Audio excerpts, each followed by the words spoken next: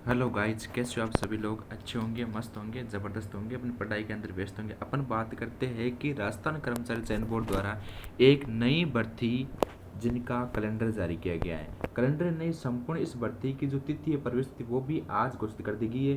तारीख कितनी रखेगी कि अप्रैल से लेकर आपकी जो जून महीना है, अप्रैल से लेकर जो जून का महीना है, इनके बीच में आपकी एग्ज़ाम 2024 में कभी भी करवाई जा सकती है। ठीक है, तो इनको लेकर आपको परेशान नहीं हुआ। सबसे बड़ी बात है कि सिलेबस क्या है, तैयारी कैसे करनी, पद कितने हैं। सबसे बड़ी बात है कि पद बहुत अच्छे हैं इसमें। ठीक है, पद कितने हैं? पशु जो परिचय की जो भर्ती होनी चाहिए, इसमें जो एनिमल अटेंडेंस की जो भर्ती होने जा रही है, इसमें 5281 पद। भाई साहब, सबसे बड़ी भर्ती कर्मचारी चयन बोर्ड की ये सामने निकल के आई है कि 5205,281 पद है।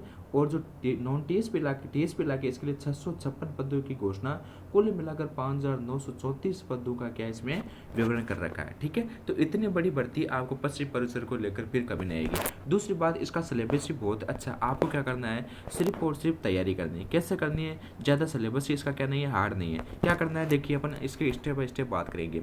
देखिए, सबसे पहले आपको क्या करना है, कर्मचारी चयन बोर्ड की जो वेबसाइट पर जाके फॉर्म भरना है। फॉर्म की अभी डेट अनाउंस नहीं कर रखी है, जैसे अनाउंस की जाएगी आपकी एक एसएसओ आईडी बनेगी। एसएसओ आईडी के माध्यम से क्या कर सकते हो, आप फॉर्म भर सकते हो। इसके बाद में आप फीस की बात करते हो, सामान्य जो जनरल कैटेगरी है, जो यूआर कैटेगरी बोलते हैं, उसको 600 रुपये रहेगी। ओबीसी वगैरह 400 है। इसके बाद दिव्यांग जो उसके 400 दे रखे हैं। ठीक है, ये सारी पेंशन रखी, ये सॉरी जाति जो अनुसूचित जाति जनजाति है, ओबीसी है, क्रिमिनल वगैरह जो भी है, इन सभी की 400 रखी गई है। 600 जनरल की रखी गई है। और समझ दो दिव्यांग जगह इनकी भी 400 रखी गई है। ठीक है, इसके बाद में अपन बात करते हैं, इसमें जो वैकेंसी की डिटेल दे रखी है, इसमें देखिए डिटेल देखो, गहराई से दे रखी है, आपको आराम से देख लेना है। देखो, इसमें अपन ओवरऑल बात कर लेते हैं। ठीक है, इसमें अपन किसकी बात करते हैं, ओवरऑल पदों की बात कर लेते हैं। कुल कितने पदे दे रखे हैं किसके, देखिए ओवरऑल बात करते हैं तो इसमें जो सामान्य के जो पद है, इसमें ओवरऑल की अपन बात करते हैं तो कितनी, सामान्य के जो पद है वो 1300, सामान्य के जो पद है वो 1334 पद दे रही है। कितने, 1334 पद, 381 पद ये है, और 152 पद विधवा का दे रहेगा। 38 पद किसके, परित्यक्ता। ये तो सामान्य कैटेगरी के अंदर हो गए। इसके बाद में एस सी जो कैटेगरी है, इसकी अपन बात करते हैं तो एस सी के में 586 पद है। इसके अलावा 168 पद महिलाओं के, इसके अलावा 67 पद विधवाओं के लिए, 16 पद जो डिवोर्स वाली उनके लिए। अनुसूचित जनजाति की बात करते हैं तो इसके लिए जो पद दे रखे हैं वो 440 पद दे रखे हैं। और इसके बाद जो महिलाएं है, इनके लिए 126 पद दे रखे हैं। विधवा वाली जो महिला है, डिवोर्स जो प्रेतकता डिवोर्स वाली, उसके लिए 12 है, विधवा की 50 है। ठीक है, इसी प्रकार से अन्य पिछड़ा वर्ग है, अति पिछड़ा वर्ग है, आर्थिक रूप से कमजोर वर्ग है, इनका पदों का क्या जो वर्गीकरण दे रखा है, जो कि ये तो नॉन टीएसपी इलाकों के लिए बिलोंग करता है। इसके अलावा जो सामान्य कैटेगरी से अलावा यानी स्पेशल कैटेगरी से बिलोंग करते हैं, उनकी पद की योग्यता भी अलग अलग रखी है। ठीक है, तो इसमें पद की योग्यता पर ध्यान रखनी है। इसके बाद में सबसे बड़ी बात है कि सिलेबस कैसा है सर, इसका अपन को किस प्रकार से तैयारी करनी है। सिलेबस जानना सबसे ज़्यादा इंपॉर्टेंट है, क्योंकि हमारा सिलेक्शन तो किसके आधार पर होगा, सिर्फ पढ़ने के आधार पर होगा, सिलेक्शन के आधार पर होगा।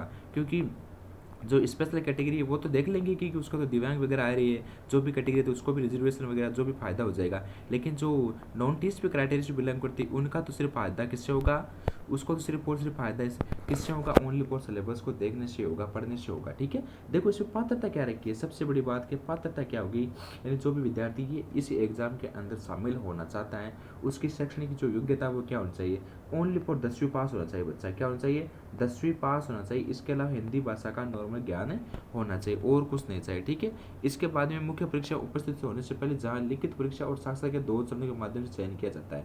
ठीक है, इसमें क्या होगा, देखो जो आपकी एग्जाम होगी इसमें कम से कम कितने चरण बता रखे, चरणों के ऊपर बात करते हैं कि किस प्रकार से आपका जो जो आपकी योग्यता निर्धारण कर रखी है। देखिए, मुख्य परीक्षा में उपस्थित होने से पहले जहां लिखित परीक्षा और साक्षात्कार के 2 चरणों के माध्यम से चयन किया जाता है। साक्षात्कार में उपस्थित होने से पहले जहां लिखित परीक्षा और साक्षात्कार के माध्यम से चयन किया जाता है। लिखित परीक्षा या साक्षात्कार में उपस्थित होने से पहले जहां केवल लिखित परीक्षा या केवल साक्षात्कार के माध्यम से चयन किया जाना, जैसा भी मामला हो। ठीक है, ये इसकी बात है, कन्फर्म नहीं है, एग्जाम करवाएगी, एग्जाम तो आपका होगा। ठीक है, लेकिन इंटरव्यू का अभी तक कन्फर्म पता नहीं चल रहा है, वो आगे जैसे पता चलेगा उसके बाद में अपन देख लेंगे। अन्य योग्यता आपका स्वास्थ्य प्रमाण पत्र ठीक होना चाहिए, चरित्र ठीक होना चाहिए, भारतीय नागरिकता होनी चाहिए, आयु जो कि आपके अनुसार जो संविधान के अनुसार आपको छूट दे रही कि उस आयु का भी आपको क्या रखना है, ध्यान रखना है। ठीक है, इसके बाद अपन नेक्स्ट करती है, अगर विवाह कर रहा है तो विवाह पंजीकरण प्रमाण पत्र भी आपके पास में होना चाहिए। इसके बाद में अपन बात करते हैं अपन आवेदन करना है तो आवेदन वाली टेंशन आपको नहीं लेनी है। अब लिए हमारे लिए जो बचता है ओनली फॉर क्या है, इंपॉर्टेंट क्या बचता है, सिलेबस बचता है। क्या बचता है हमारे लिए, इंपॉर्टेंट ओनली फॉर सिलेबस। तो सिलेबस अपन को ध्यान से देखना है, ठीक है। देखिए सिलेबस की अपन बात करते हैं। देखिए इसमें कितने शायद 14 पेज दे रखे हैं, ठीक है। इन 14 पेजों की अपन बात करेंगे तो देखो सिलेबस है वो बहुत ही अच्छा सिलेबस है, क्योंकि इस सिलेबस के अंदर क्या दे रखा है कि भाग ए 2 भाग होंगे। भाग एक के अंदर कुल 105 पर्सन आएंगे, मतलब 105 पर्सन है, और इसके बाद में कुल आएंगे 105। हर सवाल 1 नंबर का होगा, और ध्यान रखना 1/4 नेगेटिव मार्किंग भी दे रखी है, ठीक है। इसके अलावा ये बात करना होगी दूसरे भाग के अंदर क्या दे रखा है, 45 सवाल आपके जो भी है पशु संबंधी, पशु के नस्लें, पशु में कौन कौन से रोग होते हैं, पशु में किस प्रकार चारा खिलाना चाहिए, कौन कौन से डेयरी उद्योग होना चाहिए, पशु मेले कहाँ कहाँ पर लगते हैं, ठीक है। जो डेयरी है इन सभी की बात इनसे 45% पूछ जाएंगे। कहने का उद्देश्य क्या है कि जिस विद्यार्थी का जीके अगर जीके के अंदर एक्सपर्ट है तो ऐसा मानो कि वो एक्सपर्ट है, हर मामले में एक्सपर्ट है, ठीक है। 105 सवाल हो गए यहाँ पर। अब देखिए अपन बात करते हैं, कुल 3 घंटे का आपको एग्जाम है। एग्जाम होगा, 3 घंटे समय मिलेगा, 150 सवाल होंगे, और हर पर्सन के अंदर 5 ऑप्शन होंगे, ठीक है। इसकी भी बात लिखी नहीं है, लेकिन 5 ऑप्शन होंगे, बहुविकल्पी होंगे, ठीक है। इसके बाद में आपको जो अधिकतम अंक है वो 150 दे रखी। इसके अलावा देखो अधिकतम हर सवाल का 1 अंक मिलेगा, और नेगेटिव होने पर प्रत्येक सवाल के आपका 1/4 मतलब 25% जो वेटेज काट दिया जाएगा।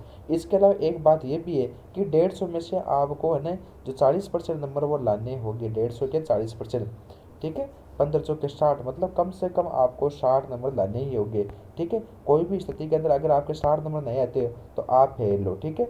150 के जो 150% 150 जो नंबर है इनके आपको कितने हैं, 150 के 60% निकाल, सॉरी 40% निकालने, कितने 150 नंबर है इनके, देख लीजिए एक बार।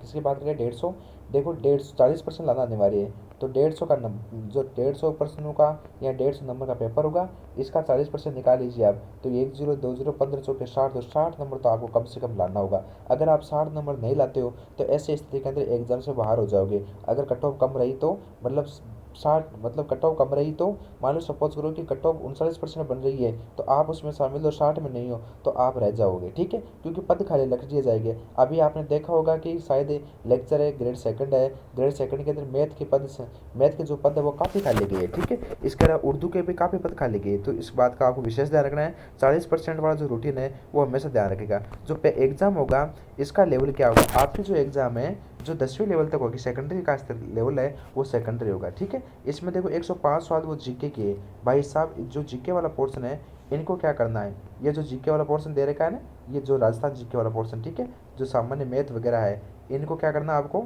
ये जीके वाला पोर्शन इनको क्लियर करना है, ठीक है।